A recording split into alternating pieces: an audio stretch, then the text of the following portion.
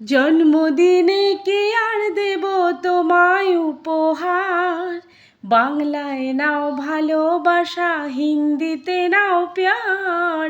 বছর বছর আসুক এই দিনটি ঘুরে ঘুরে। Birthday to you, happy birthday to you, happy birthday Soma, happy birthday to you, happy birthday, happy birthday to you, happy birthday dear Soma, happy birthday.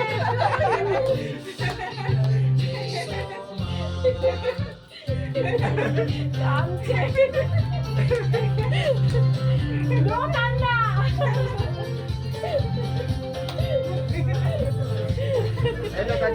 no কান্না,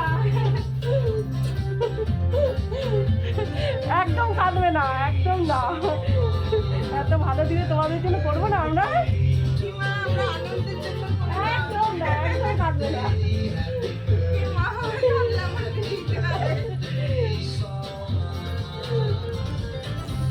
আজকে আমাদের সোমার বার্থডে, তো বার্থডে আমরা সেলিব্রেশন করেছি, একটু ছোট্ট করে করেছি, কিন্তু ওকে জানাইনি, এটা সম্পূর্ণ সারপ্রাইজ রেখেছি।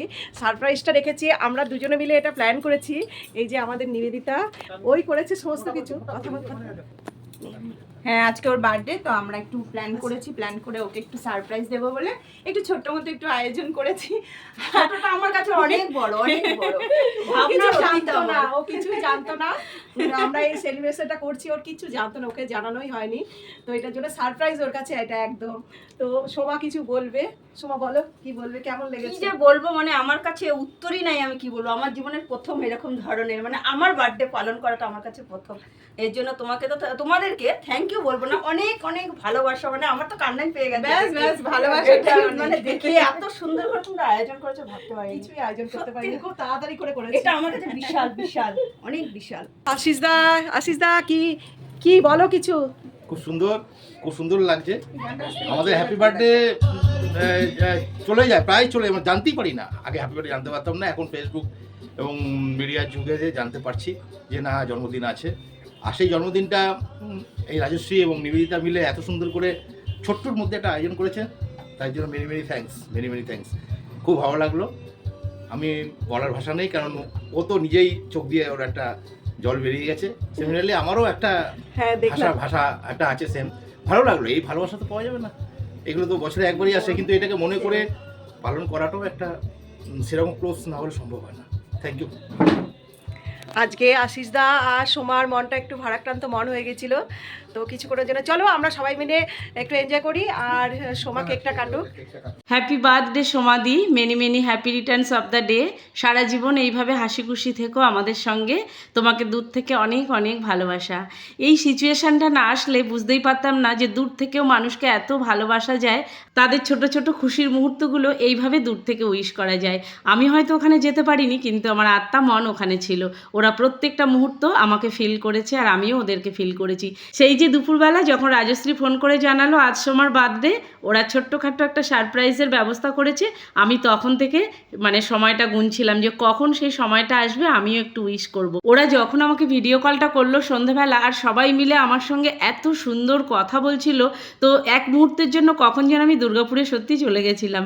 সবাই আমাকে অনেক অনেক কথা বলছিল, আমার খুবই ভালো লাগছিল। স্পেশালি সোমা ভীষণ লাজুকে, ও ক্যামেরার সামনে খুব একটা আসতে চায় না, কিন্তু আমার সঙ্গে কথা বলছিল ভিডিও কলিংয়ে। সবাই আমাকে অনেক অনেক কথা বলছিল, আমি নেই তো কি হয়েছে, তারপরে আমাদের এই গ্রাম, আমাদের বাড়ি, আমাকে ওরা খুবই মিস করছে, এইসব কথা বলছিল। আর এটা হচ্ছে আমার নিবেদিতা সুইট ফ্রেন্ড, ভীষণ মিষ্টিও। রাজশ্রী, নিবেদিতা, সোমা সবাই খুব মিষ্টি। রাজশ্রীকে বলেছিলাম যে আমার হয়ে তুমি সোমাকে একটু কেক খাইয়ে দাও, তো ওকে কেকটা খাওয়ানোর পরে সোমাও আমাকে একটু খাইয়ে দিয়েছিল। দূর থেকে হলেও মনটা ভরে গেছিলো আমার, এত ভালো লাগছিল। কালকে একটুখানি সময়ের জন্য ফোনে কথা হয় ঠিকই, কিন্তু ভিডিও কলিংয়ে সবার সঙ্গে কথা বলে আমার খুবই ভালো লাগছিল। আমি খুবই এক্সাইটেড ছিলাম, কি করব কি মানে বুঝতে পারছিলাম না। তো ওরা কি কি খাবার দাবার অ্যারেঞ্জ করেছে সেগুলো আমাকে দেখাচ্ছিল। আমি বললাম খুব ভালো, তোমরা এনজয় করো, নেক্সট টাইম আমি অবশ্যই তোমাদের সঙ্গে থাকবো। আর সোমা তো মানে কি কি পেয়েছে, ব্যাগ, কসমেটিক্স সব দিয়েছে ওকে, মানে নিবেদিতা রাজশ্রী দিয়েছে, তো সেগুলো আমাকে দেখাচ্ছিল। আমি বললাম ঠিক গেছে, আমার তরফের গিফটটা পাওনা থাকলো তোমার, আমি ঠিক সময় মতো তোমাকে দিয়ে দেবো। সেটা শুনে তো ওরা কি হাসাহাসি করছিল, বলছিল কিচ্ছু দরকার নেই, এত ভালোবাসা দিয়েছো এতেই আমার অনেক। এই যে কেকটা খাইয়ে দিচ্ছে রাজশ্রী আমার হয়ে সোমাকে। আমরা গৃহিণীরা একঘেয়ে জীবন কাটাতে কাটাতে যখন ক্লান্ত হয়ে পড়ি, নিজের প্রতি ভালোবাসা কমে যায়, তখন যদি এইরকম কয়েকজন বান্ধবী জীবনে আসে, তখন বেঁচে থাকার আগ্রহটা একটু হলেও বেড়ে যাবে, আর এইরকম সুন্দর সুন্দর মুহূর্ত গিফট পাওয়া যাবে। তো মন্দ কি বলুন, এইরকম ভালো ভালো বান্ধবী পাশে থাকলে জীবনটা হাসি খুশিতেই কাটবে। তো আজকের এই ব্লগটা জন্মদিনের কেমন ছিল অবশ্যই কমেন্ট করে জানাবেন, ভালো লাগলে অবশ্যই লাইক কমেন্ট করে যাবেন। আর কার কার এরকম বান্ধবী আছে আর কার কার এরকম সুন্দর মুহূর্ত কাটে অবশ্যই জানাবেন। সবাই সুস্থ থাকবেন, ভালো থাকবেন।